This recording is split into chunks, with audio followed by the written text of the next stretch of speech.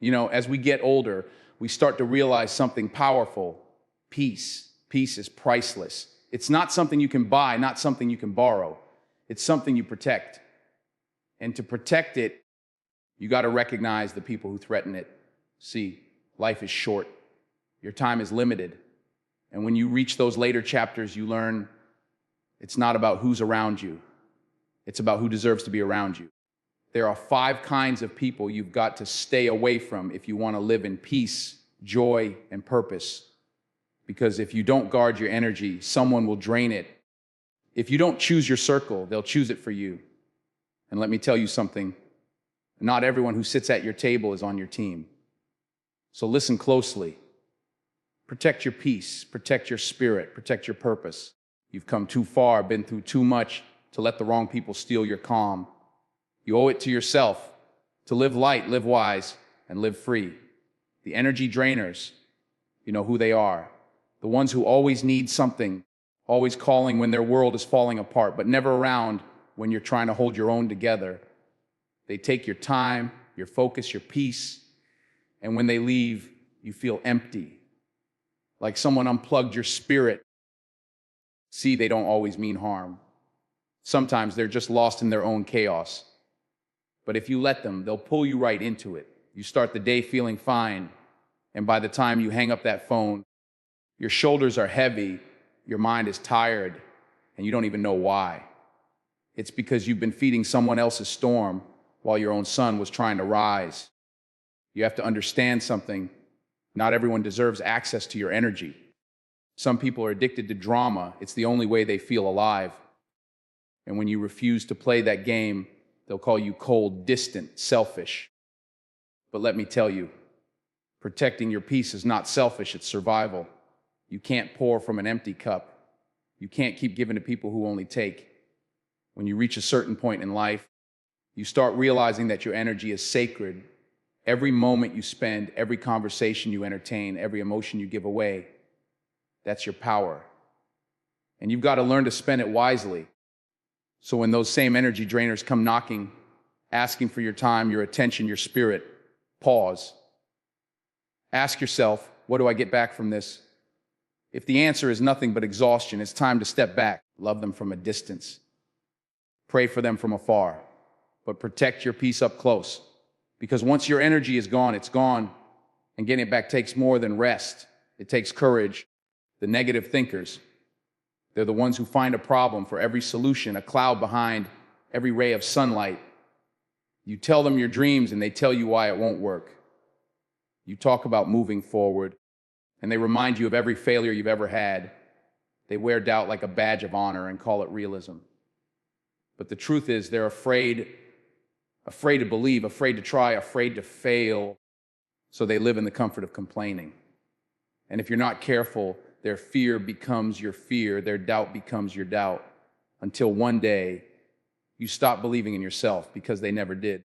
You can't build a strong future with people who only see cracks in the foundation. You can't climb mountains with folks who keep staring at the dirt. Negative thinkers drain not your energy, but your spirit. They steal your confidence with their words, their tone, their constant. Be careful. That's risky. What if it doesn't work? But what if it does? What if you succeed? You'll never know if you let their voice be louder than your vision. Sometimes these people come disguised as friends, even family. They think they're protecting you from disappointment, but all they're really doing is protecting you from growth. You've got to guard your dreams from those who can't see beyond their own limits. Because when your mind is surrounded by negativity, your light starts to dim without you even noticing. Silence those voices. Replace their doubt with your discipline. Replace their fear with your faith. And keep moving. Because if you wait for a negative thinker to believe in you, you'll wait forever. You don't need their approval. You need your purpose. And once you believe in that, no negativity can touch you. The gossip carriers, they walk into your life with a smile and a secret. They come bearing stories about everyone else, whispering drama like it's news, acting like they're doing you a favor by sharing it. But here's the truth. If they talk to you about others, they'll talk about you to others. Gossip is their currency and attention is their reward. They thrive on chaos because it makes them feel important. They stir the pot, step back, and watch the mess unfold. And by the time you realize it, your peace is gone, your trust is broken, and your name is in conversations you never asked to be part of. Being around gossip carriers is like standing in smoke. You don't have to light the fire to end up smelling like it. The danger isn't just in what they say, it's in what they make you believe. They plant seeds of doubt, jealousy, and judgment. They make you question people you love, and sometimes even yourself. Their words sound harmless, casual, but they carry poison disguised as conversation. When you're trying to grow, to live in peace, you can't afford to let gossip live in your circle. You can't build truth in a space filled with lies. Silence is your power. Don't feed the rumor. Don't respond. Don't entertain it. Because the moment you engage, you've joined the game. And in gossip, nobody wins, everybody loses something. Protect your peace by staying out of it. The more you value peace, the less you crave drama.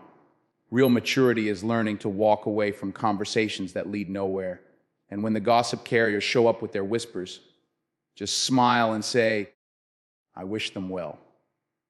Then move on, because peace doesn't live where gossip breeds. The blamers, they're the ones who always have a reason, always have a story, always pointing fingers at someone else. Nothing is ever their fault. Life did them wrong.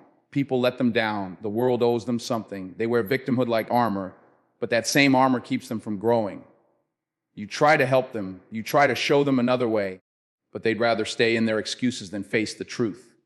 Because truth demands responsibility, and responsibility takes courage. Blamers drain your peace because they live in cycles of denial. Every conversation with them turns into a list of complaints. Every failure has a villain, and every mistake has an escape route that leads away from accountability. And when you spend too much time around them, you start feeling that energy too, the heaviness, the helplessness. You start second-guessing your own strength, your own power. That's how blame spreads, like a shadow, slow but certain. The hardest part is some of these people aren't strangers. They might be friends, family, even coworkers. You care about them, but you can't carry their lack of responsibility. You can listen, you can guide, but you can't save someone who refuses to see their role in their own story. Growth begins the moment a person says, it's on me. Freedom begins when you take ownership of your life, no matter how unfair it's been. You can't build peace in an environment where blame replaces effort. So when the blamers start talking, don't argue, don't defend, just observe. Because peace comes when you understand that you're not here to fix everyone. You're here to stay accountable for your own actions, your own energy, your own path. The blamers stay stuck, but you keep moving forward. The envious hearts, they smile when you struggle and go silent when you succeed. They clap for you in public but compete with you in private. Their eyes don't see your effort. They only see your results. Deep down, they don't hate you. They hate that your progress reminds them of their own lack of it. Envy eats away at them quietly, turning admiration into bitterness. And if you let them close enough, that bitterness can start to infect you too. Because envy is contagious. It poisons energy, it twists intention, and it kills joy. These are the people who act supportive until your blessings start looking like they're missed opportunities. They'll downplay your success, disguise their jealousy as jokes, and call it keeping you humble. But real friends don't get quiet when you win. Real people celebrate you like your victory is theirs too. Envious hearts can't do that because they measure their worth by your achievements. They live comparing, competing, and criticizing. And that's a battle you can never win because it's not yours to fight. The danger is envy doesn't always shout. Sometimes it hides behind compliments that don't feel right, smiles that don't reach the eyes, advice that sounds helpful but cuts deep. The older you get, the quicker you start to sense it. Protect your peace by recognizing it early. Don't argue, don't prove. Don't shrink yourself to make others comfortable. You worked for your light. Don't dim it because someone else refuses to shine. Be grateful, stay humble, but never apologize for growth. You earned every step, every blessing, every bit of progress. And those who truly love you will never feel threatened by it because envy has no power where gratitude lives, and peace can't survive where envy hides. Peace is the prize, the real prize. Not money, not fame, not followers, not possessions. Because none of that means anything if your mind isn't calm, your spirit isn't settled, and your heart isn't light. You reach a certain age, and you start realizing that peace isn't something you find, it's something you build, something you protect.